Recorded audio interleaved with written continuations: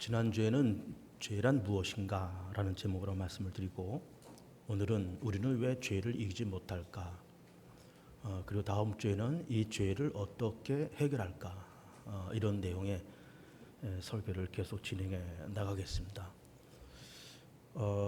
날도 덥고 무덥고 습하고 비도 오고 그러는데 무거운 주제에 말씀을 드려서 참 죄송한데, 이런 제목을 이제 굳이 꺼낸 까닭은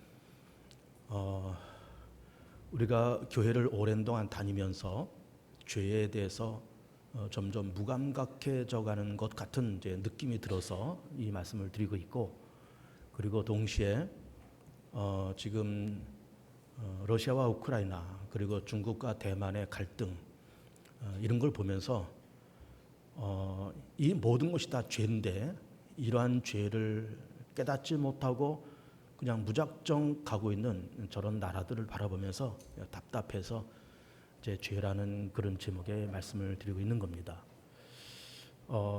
지난주에 죄란 무엇인가를 얘기하면서 했던 설교를 잠깐 요약을 하고 넘어오겠습니다. 우리는 하나님에 대한 몇 가지 오해가 있다, 이 말씀을 드렸어요. 하나님은 인자하시고 자비하시고 이제 그런 하나님이신 것은 맞지만 우리가 그것을 오해하거나 역이용하면 안 된다, 말씀을 드렸고, 마치 할아버지가 손주를 이뻐하고 먹을 걸 주고 다 그런 것까지는 다 좋은데, 그렇다고 해서 이 손주가 버르장머리 없이 할아버지의 수염을 잡고 뒤흔든다라고 하면은 이제 곤란하지 않냐, 그런 이야기예요. 또 하나님은 용서의 하나님이신데 7번씩 70번씩 그렇게 용서하시는 하나님이신 것을 맞지만, 그것을 이용해서 무작정 죄를 반복하고 또 용서하시겠지 하면서 하나님의 용서를 역이용하고 오해하면 안 된다, 이런 말씀을 또 드렸고, 또 하나님의 나라는, 하나님은 모든 사람들이 다 구원을 받고 진리를 아는 데 이르기를 원하신다고 해서 모든 사람들이 다 천국에 다 들어가는 것이 아니고, 예수 그리스도 앞에 나와서 자복하고 회개하고 예수님을 하나님의 아들로 나의 구세주로 영접하고 예수 그리스도의 보혈을 앞장세워 갈 때 우리가 하나님께로부터 영접되는 일이 생긴다, 그런 얘기를 이제 드렸습니다. 그런가 동시에 또 죄라는 제목으로 이제 쭉 설교를 하면서 이제 하나님이 과연 우리에게 가장 싫어하시는 죄가 뭘까? 물론 죄도 많고 이러저러한 다양한 종류의 죄들이 있겠지만 우리는 하나님이 어떤 죄를 가장 싫어하실까라고 하는 걸 이렇게 생각을 해봤습니다. 해보면서 저도 이제 오랜 동안 목회를 해오고 또 수많은 설교를 하고 나름대로 성경도 좀 읽고, 성경에서 하나님께서 말씀하신 그 줄거리가 이런 거다라고 하는 나름대로의 파악이 이제 있지만, 그러면서 어차피 죄라는 제목으로 설교를 하면서 하나님이 가장 비중 있게 다루시는 죄의 내용이 뭘까라는 것을 이렇게 들여다보니까 두 가지가 발견됩니다. 구약에서는 우상 숭배고 신약에서는 예수 그리스도를 거역하는 거예요. 이른바 성령을 회방하고 예수 그리스도를 거역하는 그런 죄가 가장 큰 죄겠다, 이렇게 생각이 듭니다. 왜 그런가 하면은 이제 구약을 이제 논한다 그러면은 이스라엘 민족이 제일 처음에 출발할 때는 아브라함 백성부터 출발을 하잖아요. 아브라함 때부터 출발합니다. 그러면서 쭉 흘러오면서 뭐 애굽에 내려간 적도 있고 출애굽을 하고 사사 시대를 거치고 나라가 세워지고 또 나라의 분열, 또 북왕조의 멸망, 남왕조의 멸망, 이런 그 나라의 역사를 갖고 있습니다. 그러면서 그 이스라엘 나라가 순간순간 하나님께로부터 진노와 채찍을 맞아요. 그러면 진노와 채찍을 맞을 때 가장 중요한 죄의 목이 뭔가 하면은 우상 숭배였어요. 근데 우리는 우상 숭배 그러면은 뭐 돌 쪼가리에 나무 쪼가리에 만들어 놓고 섬기는 거 이렇게 간단하게 생각합니다. 그러나 우상 숭배는 그렇게 간단치가 않습니다.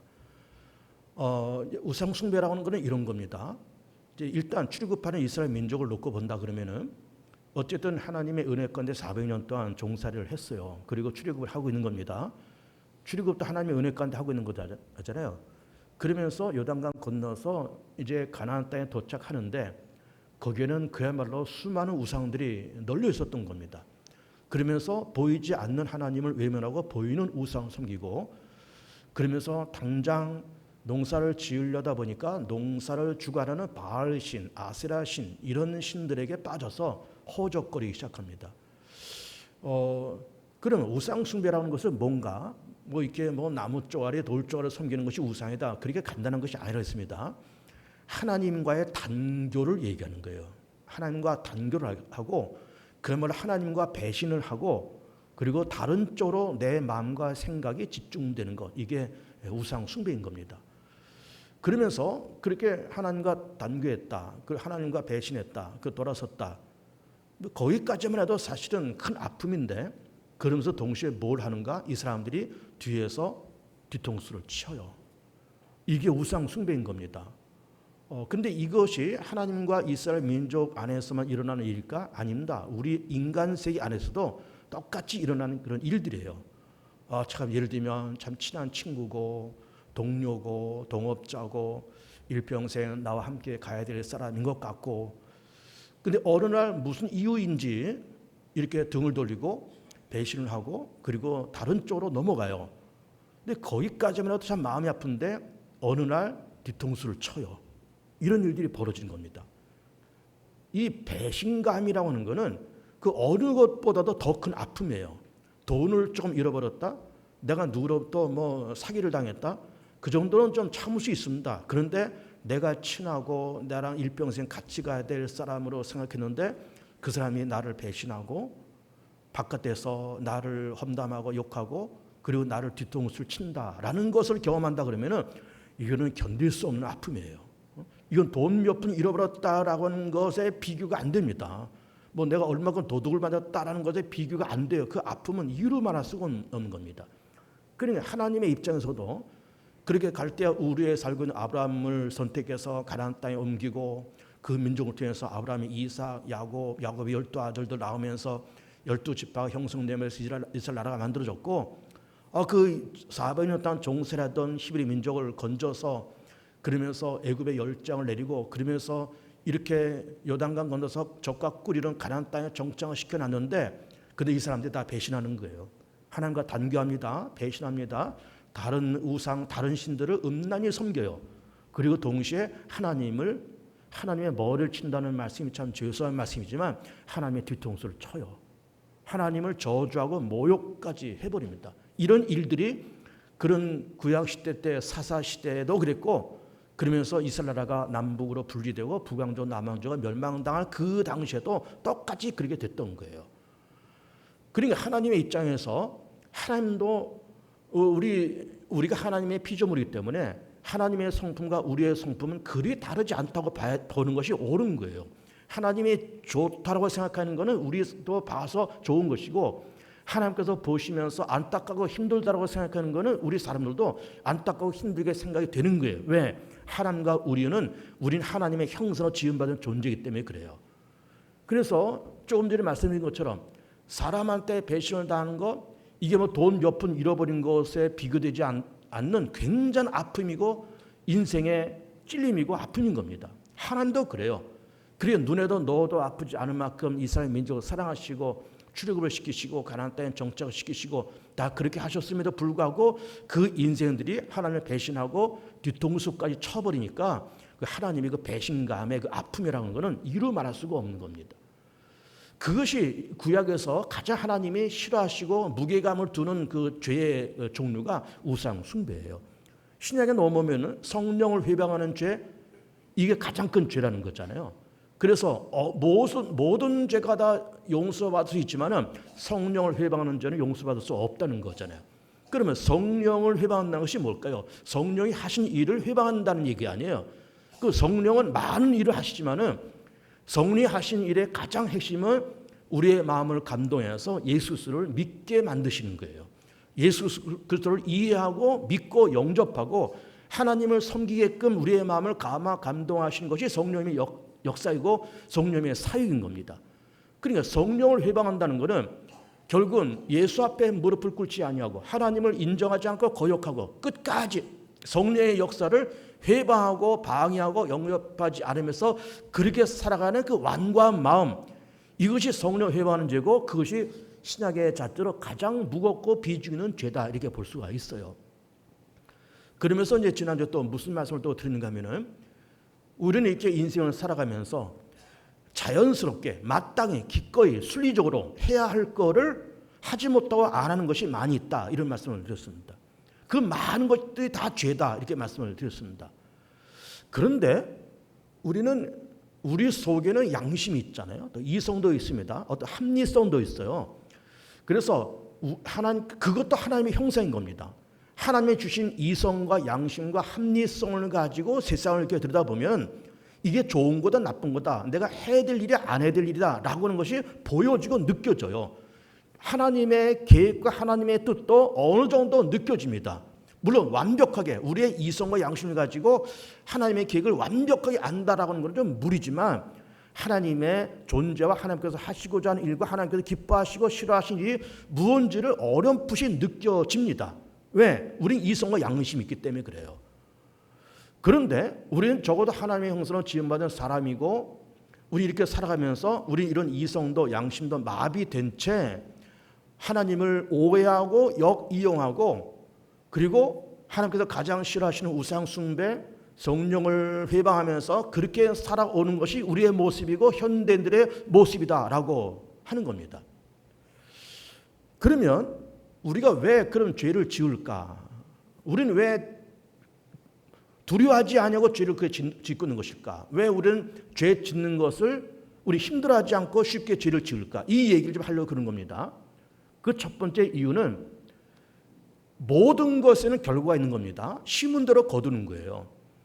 출애굽기 20장에서 그 유명한 말씀을 하고 계세요. 그것들에게 절하지 말며 그것들을 섬기지 말라. 나 네 하나님 여호와는 질투하는 하나님이신즉 나를 미워하는 자의 죄를 갚되 아버지로부터 아들에게로 3, 4대까지 이르게 하거니와 나를 사랑하고 내 계명을 지키는 자에게는 1000대까지 은혜를 베푸느니라. 이게 하나님의 보상이잖아요. 나를 사랑하고 내 계명을 지키는 자 1000대까지 은혜를 베풀겠다. 하나님의 보상이에요. 나를 미워하고 내 계명을 지키지 아니하는 자, 나를 미워하는 자, 나를 거역하는 자, 그에게 내가 진노하고 저주하되 그 사람뿐만이 아니라 아비로부터 아들의 이리까지 3, 4대까지 그렇게 하시겠다는 거예요. 그렇게 하면 그런 결과를 주시겠다는 겁니다. 근데 이게 당연한 이치 아닙니까? 무엇을 심으면 심은 대로 거두는 것 아니에요? 콩을 심으면 콩을 거두는 것이고 팥을 심으면 팥을 거두는 겁니다. 그렇잖아요. 그러니까는 내가 선을 심었는가? 그럼 선으로부터 생명을 거두고 악을 심었는가? 악으로부터 심판의 부활을 얻는 거예요. 이것이 요한복음 5장의 말씀인 겁니다.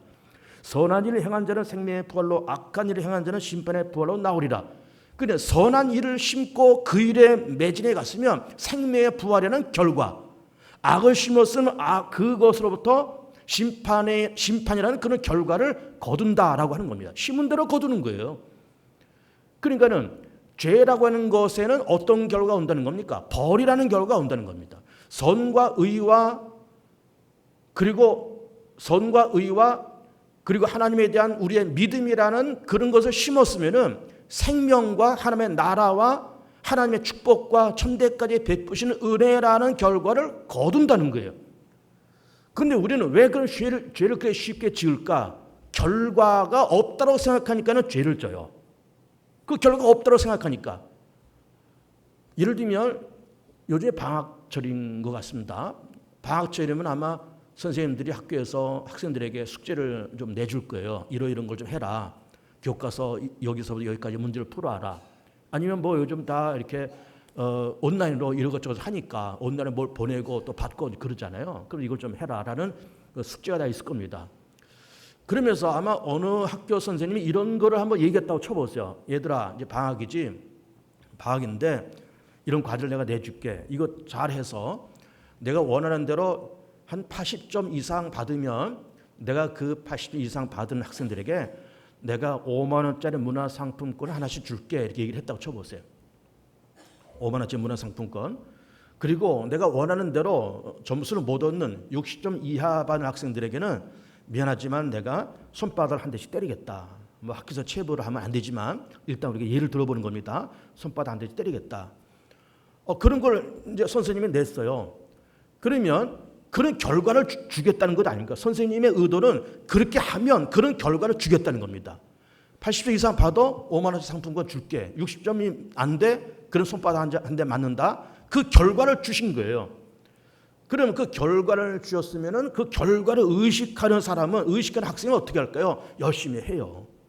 적어도 60점은 내려가지 않도록, 손바닥을 맞지 않도록 열심히 합니다. 거기다가 다행스럽게 80점 이상 넣으면 문화상품권 하나 받겠지 하면서 그런 기대감을 가지고 해요. 물론 학생들은 공부하는 것이 본인의 의무지만 어쨌든 상품권 하나 대단한 것은 아닐지라도 선생님이 그렇게 하신대. 그러면서 어쨌든 그런 소망을 품고 그런 어떤 기대감을 가지고 그렇게 하는 겁니다. 그런데 이 학생이 정말로 그렇게 기대감을 갖고 했더니 80점 이상 받았어요. 정말 선생님부터 5만 원짜리 문화상품권을 받았어요. 기분 좋잖아. 야, 이게 하길 잘했다. 선생님이 그렇게 말씀하신 것이 맞네. 이 80점 이상 받으면 문화상품권 준다 그랬는데 선생님 말씀이 빈말이 아니네. 그러면서 고맙고 감사한 거예요. 근데 그 말을 믿지 않은 학생들은 우리 선생님이 5만 원짜리 상품권이면 이게 우리 반의 학생들이 이게 몇 명인데 얘네들 만약에 80점 이상 다 받아주고 하나씩 다 주려면 선생님 한 달 봉급 날라갈 텐데 우리 선생님 그거 못할 걸 안 할 거 괜히 그냥 지나가는 소리 한마디 하셨겠지. 그리고 60점 이하 받으면 손바닥 때려야 된다며 요즘 체벌이 어디 있어? 응?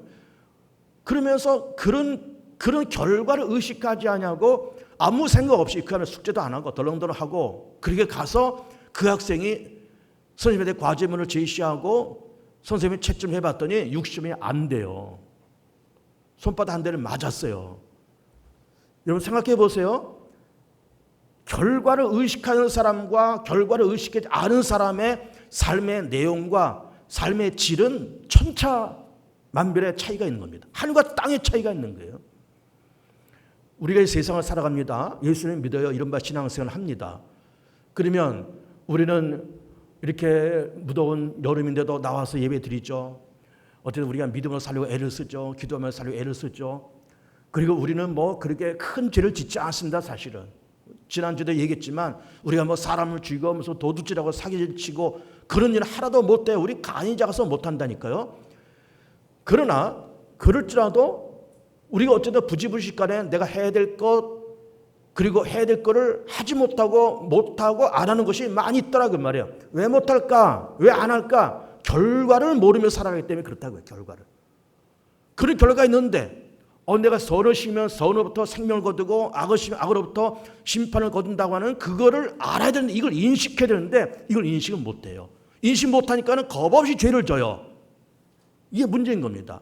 선생님이 60점 안 되면은 손바닥 한 대 때린다고 하는 걸 의식하면 열심히 할 텐데 의식 안 해요. 의식 안 하니까는 그런 짓을 하다가 결국 손바닥을 맞아요. 그러니까 성경의 원칙은 뭔가 하면은 믿음대로 사는 건 물론 좋아요. 예수 믿고 교회 열심히 다니고 다 좋습니다. 그런데 우리가 이 생을 살아가면서 70년, 80년, 90년 그렇게 사실 텐데 그렇게 살아가는 동안에 내가 심은 것, 내가 말한 것, 내가 행동한 것 거기에 따른 결과가 그 결과가 나한테 올 뿐만 아니라 악한 저주는 3, 4대 선한 하나님의 축복을 1000대까지 그 영향력과 결과가 있다는 거예요.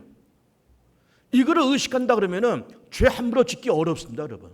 이걸 의식한다 그러면은 열심히 살지 않을 수가 없어요. 열심히 살아야 되죠. 꼭 5만 원짜리 상품권을 받기 위해서가 아니라 선생님이 참 그렇게 박봉일 텐데 그렇게 주머니 털어서 우리한테 상품권까지 문화 상품권까지 주신다 그러니 어쨌든 선생님이 상품권을 주시느냐 안 주느냐 게 떠나서 우리 열심히 하자. 이게 학생의 올바른 의식이고 우리도 이 땅을 살아가면서 그래도 내가 하나님을 아버지로 부르며 살고 하나님의 아들 예수께서 날 위해서 십자가에 죽으셔서 내 죄를 용서해 줬는데 열심히 살아야지. 죄 짓지 말아야지. 내가 성실하게 근면하게 살아야지 라고 그런 마음과 생각을 갖고 사는 것이 옳고 그렇게 살다 보니까 하나님의 결과 하나님의 축복이 임하면서 나를 비롯해서 자손 천대까지 하나님의 은혜가 내려오더라라고 하는 거예요. 결과가 있는 겁니다. 왜 죄를 지을까? 결과를 모르니까, 결과를 망각하니까, 결과가 없다고 생각하니까. 그런데 죄를 많이 져요. 막 살고 죄를 짓고 마땅히 해야 될 것, 못해야 될 거를 해야 될 걸 안 하고 못하는 그런 죄를 우리가 많이 지면서 살아가더라라고 하는 겁니다. 두 번째 이유는 뭔가 하면은 시편 14편 1절 말씀, 이거 굉장히 유명한 말씀인 겁니다. 이 말씀은 우리 교우들이 외웠으면 좋겠어요. 14편 1절에 뭐라고 기록되는가 하면은 어리석은 자는 그의 마음에 이르기를 하나님이 없다 하는도다. 그들은 부패하고 그 행실이 가하자니 선을 행하는 자가 없도다. 무슨 생각한다는 겁니까? 어리석은 자는 하나님이 없다라고 생각한다는 거예요. 그러니까 하나님이 없다라고 시편 14편에서 어리석은 자는 그렇게 말한다고 말씀하고 있는데 복음서에서는 그와 반대로 뭐라고 말씀하시는가 하면은 은밀하게 계신 그 하나님이 은밀한 중에 기도하는 우리의 기도를 들으시고 은밀한 중에 계신 그 하나님이 오른손인가 왼손인 모르는 그 은밀한 우리의 기도, 은밀한 구제, 은밀한 우리의 모든 행동을 하나님은 보시고 갚으신다는 거예요. 그러니까는 하나님이 없다고 생각하는 그 사람의 삶의 질과 내용과 은밀한 중에 계신 그 하나님이 모든 걸 다 알고 모든 걸 다 듣고 계신다라고 하는 것을 의식하는 사람의 삶의 질과 농도와 삶의 내용은 천지 차이인 거예요. 천지 차이입니다. 우리 옛날 어르신네들이 그런 속담을 만들어 놓으셨어요. 낱말은 새가 듣고 반말은 쥐가 듣는다는 거예요. 우리 어른들이 그런 멋진 그 속담을 만들어 내셨어요. 그건 뭘까요?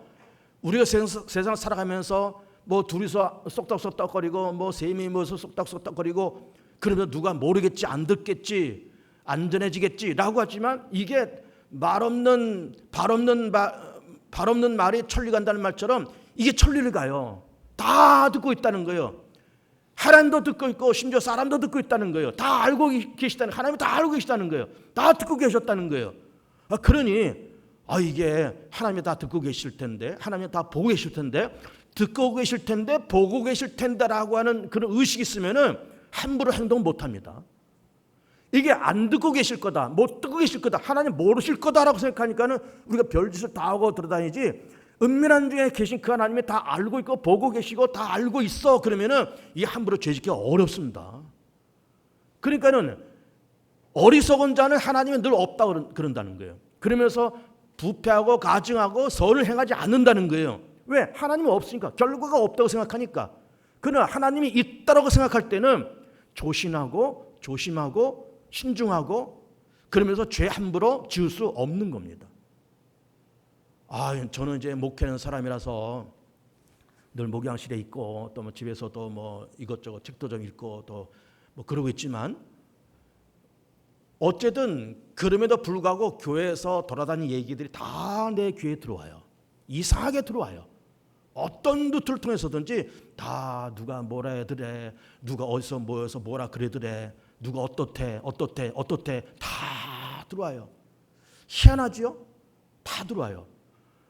그러니 그냥 무능한 목사의 귀에도 다 들어오는데 전능하신 하나님께서 모를 게 뭐가 있고 못 보실 게 뭐가 있겠고 모르신 것이 뭐가 있겠어요.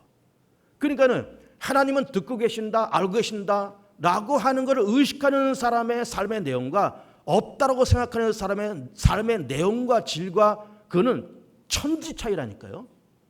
천지 차이입니다. 세 번째, 우리가 죄를 쉽게 짓는 이유는 오늘 우리가 야고보서 1장 15절 말씀 읽었습니다. 욕심이 잉태한 즉 죄를 낳고 죄가 장성한 즉 사망을 낳는다는 거예요. 그 단계가 있잖아요. 처음에 출발은 욕심, 그 다음에 죄, 그 다음에 사망 이렇게 된다는 거예요. 그러니까 죄도 어떤 동기가 있다는 거예요. 그 동기로 인해서 죄가 만들어진다는 거예요. 그러면 그 동기가 뭐예요? 욕심이라는 거예요. 그 욕심 그러면은 뭐 이렇게 우리가 갖고 싶은 거, 뭐 해보고 싶은 거, 뭐 그런 어떤 욕망 이렇게 욕심이라는 것을 사전적으로 이렇게 얘기할 수 있겠지만 저는 이걸 좀 달리 해석해 보고 싶습니다. 우리가 이해하기 좋고 오늘 설교의 내용과 부합된 그런 내용으로 욕심이라는 단어를 정리하면 이렇게 정리하고 싶어요. 잘 들어보세요. 하나님의 말씀, 하나님의 명령, 세상의 윤리와 도덕, 상식, 질서 이 모든 것을 무시하고 내 마음대로 하고자 하는 그러한 행동, 내 마음대로 하고자 하는 그런 행동, 이게 욕심이에요. 하나님의 뜻 모르는 것 아니에요. 세상의 이치, 세상의 어떤 질서 모르는 바 아니에요. 알면서도 다 무시하고 내 마음대로 그냥 앞으로 달려가는 것, 이게 욕심인 겁니다. 아담과 하와의 선악과 사건의 가장 대표적인 사건을 볼 수 있어요. 하나님은 뭐라고 말씀하세요? 그건 먹지 말라는 거예요. 아담과 하와는 어떻게 생각해요? 하나님이 먹지 말라고 말씀하셨지만 그거 알고 있어요. 모르는 것도 아니에요. 그러나 그걸 뛰어넘어서 내 멋대로 한번 해보고 싶은 겁니다. 따먹어요. 저주받아 내쫓겨요. 그러니까 우리는 이 세상에서 하나님의 뜻과 질서와 이런 상식과 예의를 모르는 바는 아니에요. 알면서도 내 마음대로 해보고 싶은 거예요. 내 마음대로. 이게 욕심이에요. 그게 잉태해서 뭐가 된다고요? 죄가 되고, 죄가 장수하면 뭐가 된다고? 사망이 된다는 거예요. 그러니까 우리도 그렇잖아요. 자동차 몰고 다니면서 단속 카메라 있으면 살금살금 가다가 단속 카메라 지나가면은 그냥 쌩하고 달려가요. 모르는 바 아니잖아요. 알면서 내 마음대로 해보고 싶은 거예요. 카메라 있을 때는 조심조심, 없으면 휙 하고 지나가고 그렇게 살아가는 거예요. 요즘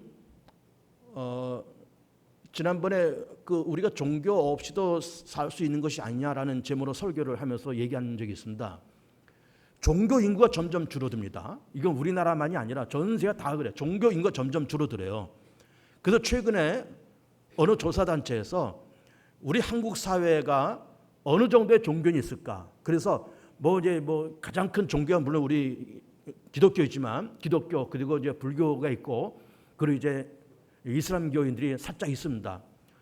이런 종교들을 다 합쳐서 나는 그래도 종교인이다라고 말을 하는 사람들이 몇 퍼센트인가? 40%라는 거예요. 그 나머지 60%는 다 무종교인들이 나는 종교 없다. 나 아무것도 안 믿어. 그런데 우리나라가 최근에 10년 전 내지 20년 전만 해도 나는 종교가 있다고 대답한 그 프로테지가 60%입니다. 그런데 10년 내지 20년 사이에 종교인이 20%가 까먹고 20% 없어지고 40%만 남았어요. 계속 줄어들어가고 있어요. 아마 더 줄어들 겁니다. 왜 그럴까요? 왜 자꾸 종교인 줄어갈까요? 자, 그러면서 이 비종교인들이 하는 말이 있습니다. 종교 없어서 살 수 있어. 요즘 워라벨이고 욜로고 까르페 디엠. 여러분 그런 말 압니까? 까르페 디엠. 또 아모르 파티. 다 그런 말이 있어요. 그 말의 핵심이 뭔지 압니까? 그냥 내일은 내일이고 미래는 미래이고 지금 잘 먹고 잘 살자 그 말이거든요. 지금 잘 먹고 잘 살면 돼요. 미래가 어떻고 노후가 어떻고 다음 세대가 어떻고 상관없다는 겁니다. 지금 좋으면 다예요. 지금 좋으면 괜찮습니다. 이게 이른바 까르페 디엠, 아모르 파티 그런 말의 핵심인 겁니다. 그러니 그 말이 나쁜 말은 아니에요. 어쨌든 지금을 즐겨라 그 말 아니에요. 지금을 즐겨 네 운명을 사랑하고 지금을 즐겨라 그런 말이지만 좋은 말인 건 맞아요. 그러나 거기에는 맹점이 있습니다. 그러면서 내일을 준비하지 않고 미래를 준비하지 아니하고 내세를 준비하지 아니하고 하나님의 나라를 준비하지 아니하고 그러면서 어쨌든 이 세상에 살면서 막 살아보고 내 마음대로 한번 살아보자 그 말 아니에요. 내 마음대로 살아보자. 이게 현대 우리나라를 비롯한 전 세계에 깔려있는 그런 문화예요. 막 살아보자는 거예요. 마음대로 살아보자는 겁니다. 여러분 우리나라 최근에 얼마 전에 서울에서 퀴어 축제가 일어났습니다. 이 퀴어 축제를 가끔씩 이 사람들이 하더라고요. 퀴어 축제. 그 동성애자들이 하는 그런 축제예요. 근데 축제라는 이름도 거기다 갖다 붙여야 될지 모르겠습니다. 그게 무슨 좋다고 그때 축제일까요? 어떤 퀴어 축제 그러니까 어쩌면 그렇게 얘기를 해요. 근데 이 사람들이 옷도 유별나게 입고 머리도 유별나게 하고 거의 벗어 던지고 화장도 요란하게 하고 그러면서 띠띠빵빵하면서 휘날리고 그러면서 이 사람들이 퀴어 축제를 합니다. 거기에 외국 대사들 대사 부인들도 꽤 참석했다고 그래요. 여러분 그거 보세요. 자, 자기네들이 좋아서 자기네들끼리 산다라고 하는 거 자기네들이 좋아서 그런다고 하는 거는 누가 뭐라고 하겠습니까? 많은 그래도 이게 일반적으로 아직은 우리 사회에서 받아들일 만한 문화도 아니고 특별히 성경에서도 하나님께서 그걸 금지시켰고 물론 이제 유럽 몇몇 나라에서 미국의 몇몇 주에서 동성 결혼을 합법한 그런 나라나 그런 주가 있긴 해요. 아직은 우리 한국 사회에서 그걸 용납하기 어렵습니다. 아직은. 그리고 영원토록 이거는 용납될 수가 없는 거예요. 미국의 몇몇 주가 유럽의 몇몇 나라가 그걸 허락했다 할지라도 이 허락해서는 안 되는 겁니다. 왜? 하나님이 금지한 거기 때문에 그래요. 뭐 유럽의 몇몇 나라가 그러니까 우리도 하자. 뭐 미국의 몇몇 쪽 그러니까 그래도 하자. 이건 맞지가 않습니다. 그러면 그 사람들이 그런 걸 하면서 그럼 자기들 좋아서 뭐 서로 좋아하고 뭐 같이 산다. 뭐 좋아서 같이 사는 거야 뭐 누가 뭐라 그러겠습니까? 그러면 이게 아직 우리 한국에서 받아들일 만한 문화가 아니고 성경에서 금지된 거니까 이걸 부끄러워하고 좀 감추고 싶고 조심스럽게 하고 그래야 맞잖아요. 그런데 이걸 벌건 대낮에 다 뭐 우통 벗어 제끼고 막 요란하게 화장하고 막 띠띠빵빵 막 시위를 해가면서 그러고 있어요. 그게 뭘까요? 하나님이 뭐라고 말씀하시든 우리 한국의 문화가 뭐가 됐건 우리 한국 사회의 어떤 정서가 어떻게 됐건 우리는 우리다 이거죠. 우리 멋대로 살아보겠다 이거죠.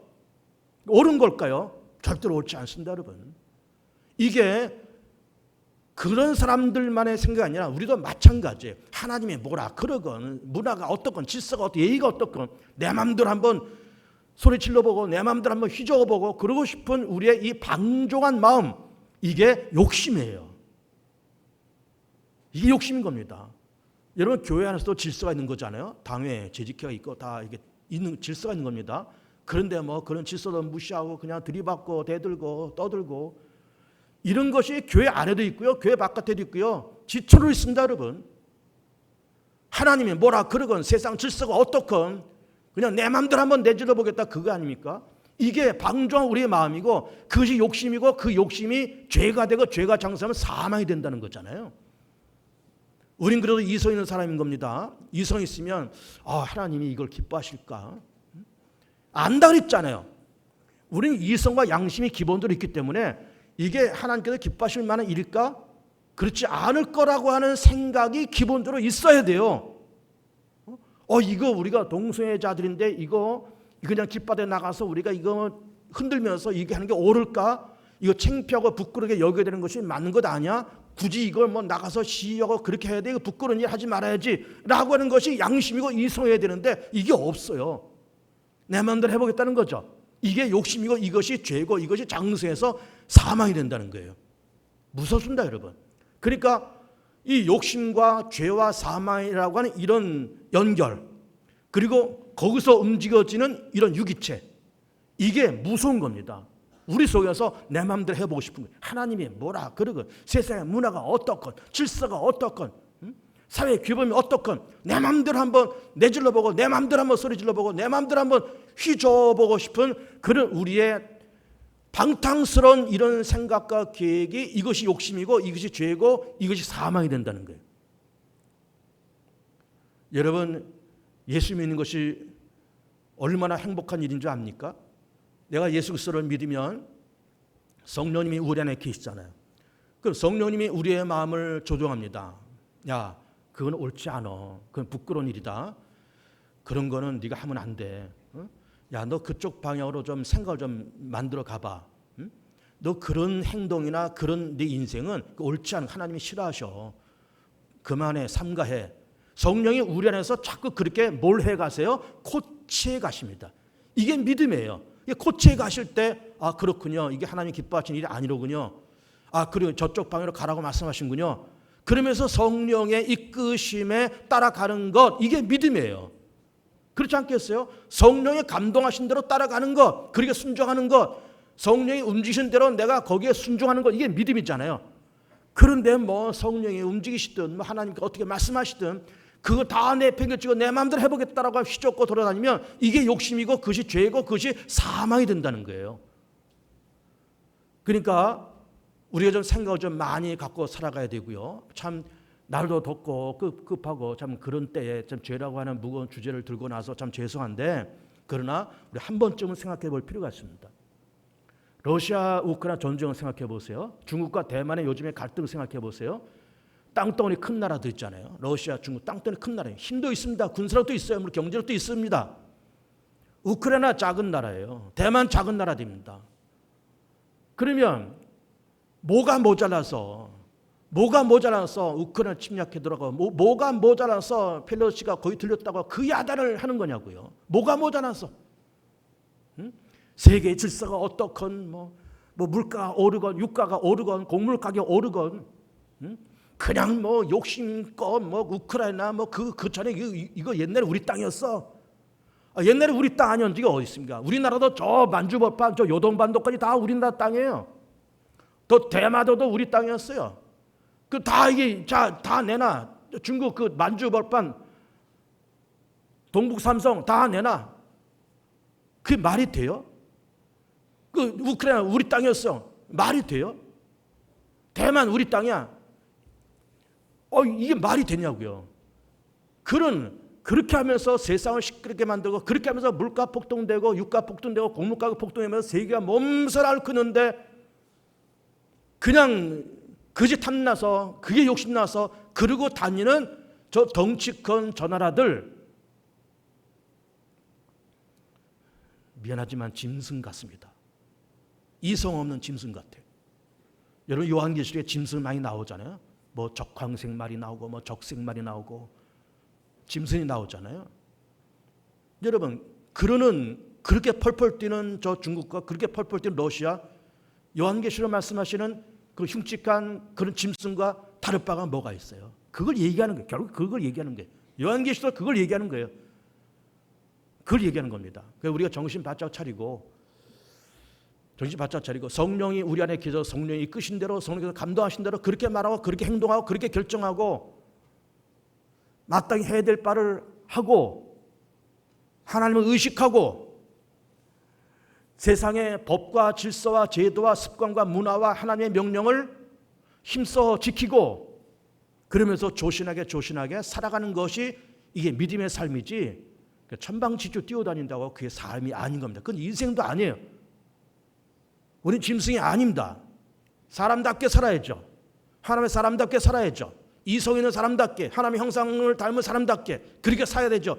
그 다 내팽개치고 펄펄 뛰어다니는 고삐 풀린 망아지처럼 펄펄 뛰어다니는 그 사람의 모습은 아닌 거예요.